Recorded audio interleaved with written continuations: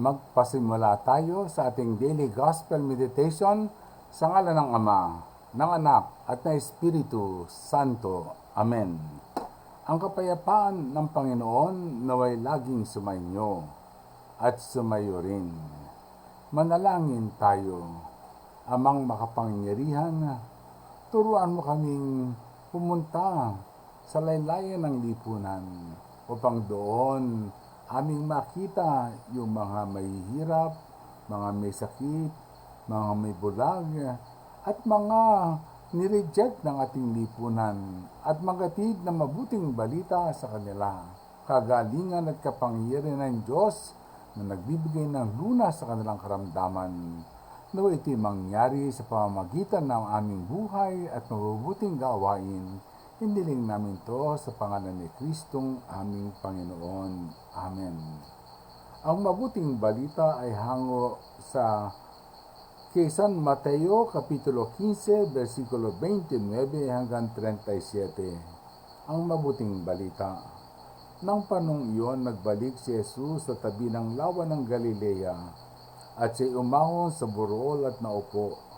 Nagdatingan ang napakaraming tao na may dalang mga tilay, bulag, pinagkaw, pipi at marami pang iba. Nilagay nila ang mga may sakit sa harapan ni Jesus at kanyang pinagalingin sila. Namangha ang mga tao nang makita nilang nagsasalita na ang mga pipi, gumaling na ang mga tingkaw, nakalalakad na ang mga pilay, at nakakakita na ang mga bulag. Nagpuri sa Diyos ng Israel. Tinawag ni Jesus ang kanyang mga alagad at sinabi, "Nahabag ako sa mga taong ito sapagkat 3 araw na ngayong kasama ko sila at wala na silang makain. Hindi ko ibig na sila paalisin gutom, baka sila mahiro sa daan." At sinabi ng mga apostol, "Saan po tayo kukuha rito ng tinapay na makasasapat sa gayong karaming tao?" "Ilan ang tinapay nyo?" tanong ni Jesus sa kanila. "7 po," sagot nila, "at ilang maliliit na isda." Ang mga tao'y pinaupo ni Jesus sa lupa. Kinuha ang 7 tinapay at ang mga isda.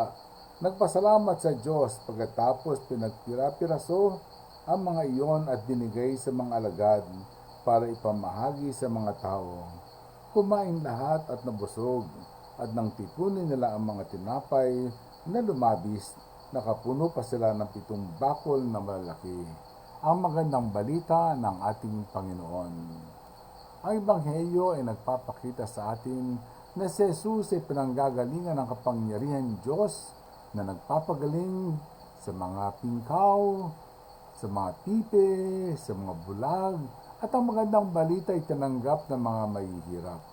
Ito ay isang challenge para sa ating lahat na tayo man ay hanapin yung mga reject o mga nasa laylayan ng lipunan at magatid ng gandang balita sa kanila. Tayo man ay may kapangyarihan, magpagaling sa mga may sakit, magpalakad sa mga pingkaw, magpakita sa mga bulag, at kasamang maglakad sa pagtahak sa daan patungo sa langit. Mahalaga para sa atin lahat ang sinabi ni Jesus na tayong lahat ay magkaroon ng pagbabahaginan. Yung sigurong miracle of the bread and the fish, wala iba kundi sa pamamagitan ng pagbibigay ni Jesus ng kanyang tinapay at ng kanyang isda. Ang lahat po ay nagkasama-sama na magbahagi na ng kanilang mga baon sapagkat meron tayong sapat na yaman. Kung tayo magbabahaginan ay meron pang mga labis at sobra. Matuto tayong magbahagi sa mga nangangailangan at wala. Ipagpatuloy natin ang panalangin.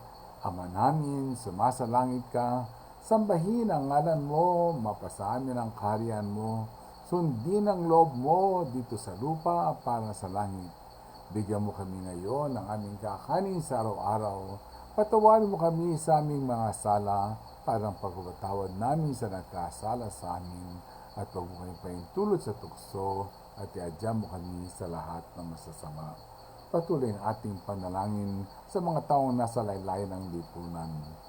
Sumainyo ang Panginoon, pagpalain kayo lahat ng makapangyarihan Diyos, Ama, Anak, at Espiritu Santo.